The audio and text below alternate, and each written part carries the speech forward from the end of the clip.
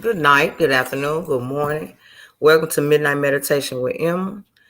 I'm having some technical difficulties right now. I am not sure why or what's going on, but I am not going to allow that to stop the flow. So, it's been a minute since I've been here, and I've been out, been having things going on. And so I just want you guys to know that I missed you. And I am grateful that we are back. I know my setting says something that is not accurate, but at any rate, at the end of the day, it's midnight meditation with Emma. And hello, David. How are you? Uh, things are really going well for me. And so I'm going to dive right in to uh, try to dive right into what my topic is tonight. And tonight, or this morning rather, we're going to be talking about, let's see, here we go. Ooh, all right.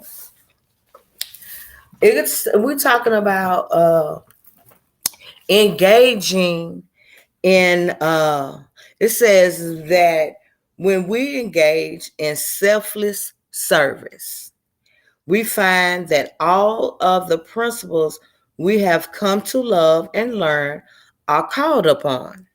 Okay. It's easy to get out of our own way, but that is precisely, no, it isn't easy to get out of our own way, but that is precisely what frees us from our self made prisons. So I guess we're going to be talking about self made prisons today. You know, what they look like, what they feel like, and what actually be going on with them. You know, it is for me. I I don't know. Sometimes I don't even know how to put myself in a self made prison. I just I find out that that's where I'm at when everything going on in my life is all right. When I don't have no peace, when I am not on my A game, it is just it just sometimes it's I don't know, it's kind of hard, you know. Um, I feel like that when I'm in that self-made prison, it's hard for me to get out. It's hard for me to see and or even accept anybody's anybody else's take their advice or being able to listen to what they had to say. I mean, I try, but when I'm already locked and loaded in my self-made prison, it's hard for me to hear or do anything that is beneficial or helpful for myself. So, with that being said, I'm going to get on into the meat and potatoes of things. And one of the things that we're talking about today is like we hear a lot about interpersonal difficulties that arose in the infamous business meetings.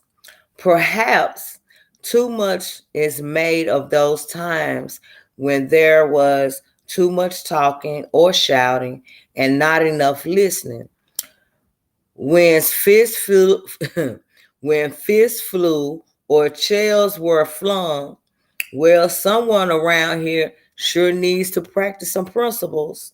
We think, but sometimes The most pronounced ego in the room isn't an overly sensitive newcomer or that revived old timer. Some tender soul who surely needs to practice unity, patience, and understanding. Sometimes the ego that's a ticking time bomb is ours. We are the ones other members put on their resentment list. Mm. And whose sponsors advice says, pray for them. Okay. Like, okay, pray for them. Okay. Wow. And I hear that a lot. Well, I don't hear it as much now as I used to. Man, she needs some prayer. Y'all need to pray for Emma. Something going on with her, and just to be transparent, when I'm locked and loaded, I don't hear nothing what nobody else is saying. I'm usually ready to be the one that throw the chair across the room. I would like to believe that I have gotten better in that area.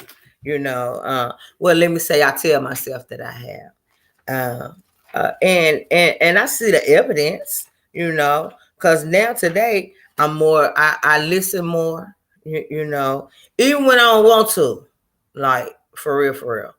Even when I don't want to listen, I listen, because I want to be better.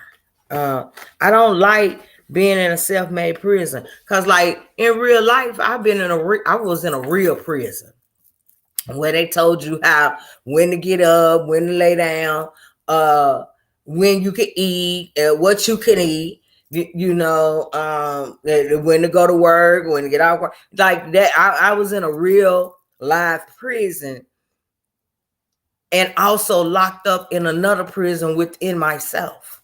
So it was like I was it was double jeopardy. I was like, shit. But when I got out of that physical, when I came out of the physical live prison that I was in, then I still had to deal with the prison that I had put myself in. The one where it's like I walk around and I say, I don't need nobody. I don't want nobody. Okay, I can do this all by myself, and all the time. With me doing things by myself, I always fail. I didn't know what it was like to receive help. I didn't know what it was like to accept the help. But what I had to find out is that it took courage. It took some true courage to do that. And I haven't always had courage, or what we call true courage. My coworker just I got some help tonight, y'all. My coworker just peeped her head around the corner. I don't know where she was hiding it, but anyway, it took true courage to like step up outside of myself, or out of that self-made prison that I had put myself in, because I felt like, the anger that I had, that had me locked and loaded, the resentments that had me locked and loaded. It was like every bad thing that ever happened to me, it was somebody else's fault. So now it's me against the world. And how many of us done said this shit? Oh, it's just me against the world, and in reality, it's not. I had to find the courage, because in that self-made prison, I also was manipulative. I harmed a lot of people, and most of all, I harmed myself. In that self-made prison. Getting and learning how to use spiritual principles, to guide me in my life, took a lot of courage. It took some true courage. And one of the things that I have been told, it says, those who make it through these times show a courage not their own. Um, it also goes on to say, but finding our courage in drugs has nothing to do with with the way we live our lives today, clean and in recovery. We are bound to feel frightened at times. When we first realize we are feeling frightened, we may think we are cowards.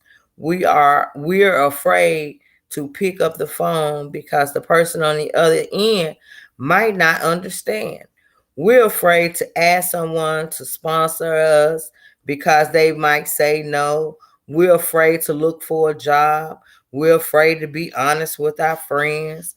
But all of these fears are natural, even healthy. Not what's not healthy is allowing fears to paralyze us. When we permit our fear to stop our growth, we will be defeated. True courage is not the absence of fear, but rather the willingness to walk through it. Today I will be courageous when I am afraid. I do what I need to do to grow in my recovery. And like that's why I was at. I had to come out of this self-made prison. I had to get the courage to move away from being frightened of a whole lot of things, not realizing or understanding that I too can have a more spiritual, healthy, empowering life, you know, uh, because words empower me today. Uh, People empower me today. I am not afraid today to allow someone to hug me or to give me words of encouragement.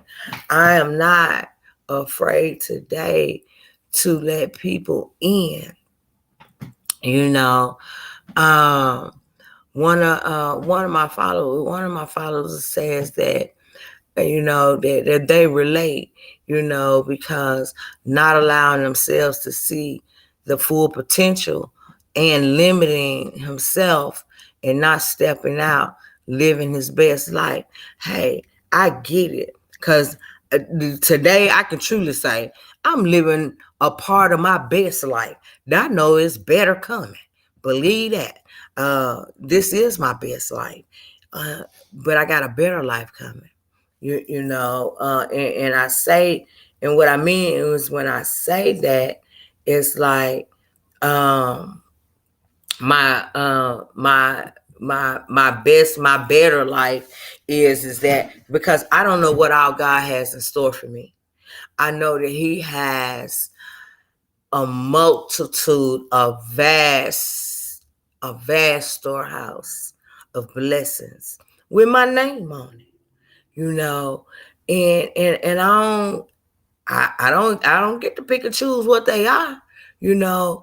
I just stay diligent and on course of the plan that He has laid before me to fulfill to the best of my ability, ask for help when I need it, accept it when it's presented, and keep it moving. You know, I have not always been able to, I ain't always been able to do that. You know, there have been times that I have, I don't know what's going on with, like I said, it's something going on with my, I'm having technical difficulties and so what I don't get it, but what I do know is that just for this moment, I can uh, go. I can look at or try to continue on as I am, and be okay, and just pray that this streaming that this meditation does help somebody, that it continues to reach people across the world, those who are attending at this moment and that may attend later.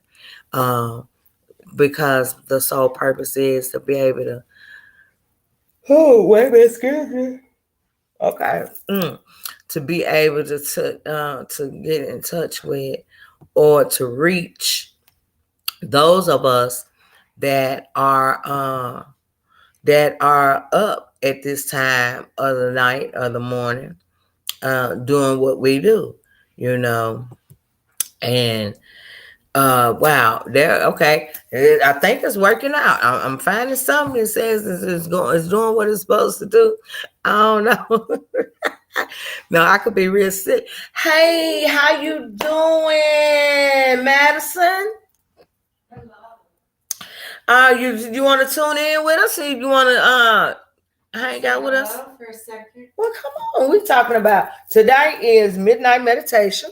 Okay. With Emma, and our topic is a self-made prison that we be making for ourselves. Okay. And y'all, hey family, y'all, this is Madison. It's nice to meet y'all. Yeah, we get to hang out at night sometime. And so somebody said, hey, Madison. Okay, where you go, Madison? Oh, okay, you just scooted out of the way of the camera. It's fine. I'm tuning in though. Okay, so once again, like I said, we're talking about our self-made prison and how they affect the way that we live, and how they mold our lives, until we get sick and tired of being sick and tired of being in that space, in that place. And I'm just truly grateful that there were some people that loved on me enough until I was able to love myself to say, okay, hey, excuse me, no more. I don't want to live like that. It is not beneficial to me from the inside out, because what I know is that I leave behind a legacy. I have a grandson, I have a son, and some y'all know I be talking about my son all the time. But anyway, I have a grandson that one day gonna have his own children that's gonna be part of my legacy, and I want to have and leave something healthy that they could be like, man, my great grandmama was the bomb. My grandson be like, wow, I can instill in him some of those healthy boundaries that I have in my life, those healthy boundaries that have saved my life. Let me say that, because being in that prison that I was in, I was like, I was doomed. Not just the one that I made for myself, but also the one that I was in physically. And a lot of the self-made prisons that I had put myself in, they were a spinoff from the physical prison that I had been in. Because I felt unworthy. I felt not good enough. I felt all those things that they told me I was, and told me that I wasn't. I had become that, and I had started to tell myself that that's who I was. That's who I am. At the end of the day, that's just not true. I am God. I am who God says I am. I am his beloved. I am one of his beloved daughters. I'm the child of a king. My life matters, not just to me, but there are people out here in this world today that care about Emma. So I live my life accordingly to the divine destiny that is placed before me or upon me, because I hate being in prison. I don't like people telling me what to do. I don't like marching to the beat of somebody else's music, especially if it don't suit me. Any comments?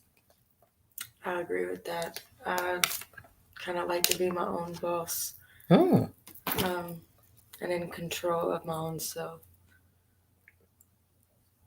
So Yeah. Where you're going with that? You know, we we as a society, most times we as a society, we want to dictate and uh, dictate the way that the world should be or shouldn't be, or who is and who ain't. It's like the in crowd. Or like when I grew up, I used to watch these shows called like Good Times and the Jeffersons, and the Jeffersons had this theme song like moving on up, to the east side, where they done got a little money, so now they moving on up. But then they Good Times, they lived in this project complex that it was low income living, and they were struggling, and so forth. But society has put these labels and titles on us as the human race, whether it be good, bad, or indifferent. And we tend to live up or to live up to those titles, whether we want to or not, because we have been imprisoned or brainwashed and convinced that that's who we are. So we become what you say we are, and until that we can go on the inside and go on the inside and do some deep soul searching to find out who you really are. Only then will we be able to change the way society look at us. It is like each one teach one. We have come a very long way in changing the minds of the world. Is we gonna change them all overnight? Hell no. Because some people, some of us are just, that's just where we at. But for those of us who want more out of life and out of the universe, we put in the work to get the rewards, because there are some rewards out there, and my understanding is that those rewards, some of them have my name on it specifically. This is and I say the word reward, but the reality is that they blessings, and they have like, this blessing is for Emma. Now, this blessing she gonna get in 2022, but God in his infamous divine power has another blessing with my name on it for 2023. And y'all know I ain't got good bad sense. I be coming up with creative ways to do a thing. My divine power got a blessing with my name on it. And as long as I continue to do the work and heal from the inside out, will I be able to receive those blessings? Because he's not going to ever give me anything that I cannot handle, via good, bad, or indifferent. He's just not, he not built like that. He ain't equipped like that. He's not going to never put no more on us than we can bear. And I probably done got all off subject of the self-imposed prison.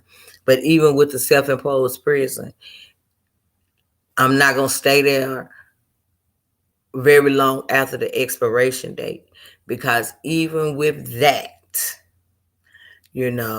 there's a way out. And if he don't, because for some of us, we might need to be in a self-imposed prison. But I don't believe it, because hell, he brought me out of it. So if he brought me out, surely he'll bring somebody else out. It's just all in his time, not mine. There's a lesson to learn in this self-imposed prison. We just have to be willing to learn whatever the lessons is. What that say right there? What's that name? Oh, it's somebody that's chimed in. J Rose, it looks Spanish to me, and I don't speak Spanish. Oh, I done got frozen. Wow. Okay. What I do? Oh my God. Whoa. And my whole computer that says shut down. Oh my God. Okay, let me see what happened. Come on. It won't even cut on or anything. Okay, let me It's go. stuck. Okay, it's the okay. Get the other computer. Get the staff computer over there. Oh my God! How in the world? Okay, see, this don't make no sense. It's ain't funny no more. Dang it! Oh, here you go. Oh, it's already up here. Yeah, no, I just logged into mine. As long as Okay. you can get on through mine. I'm going right here. Oh my God. Okay. Oh my. Oh my. Oh my. Oh my. Oh my. Oh my. Oh my. Okay. I don't know if y'all can still hear me, but at any rate, I am. We are locked out. I don't know what's going on. But what I do know is right about now, I am trying to figure out what happened to my computer. Let's see, yeah, I'm like in the middle of doing it shut down on me. I don't know why. I'm like, what happened? Mid-sentence. In mid sentence, right? It did it in mid sentence. Okay, I'm like, wow, no.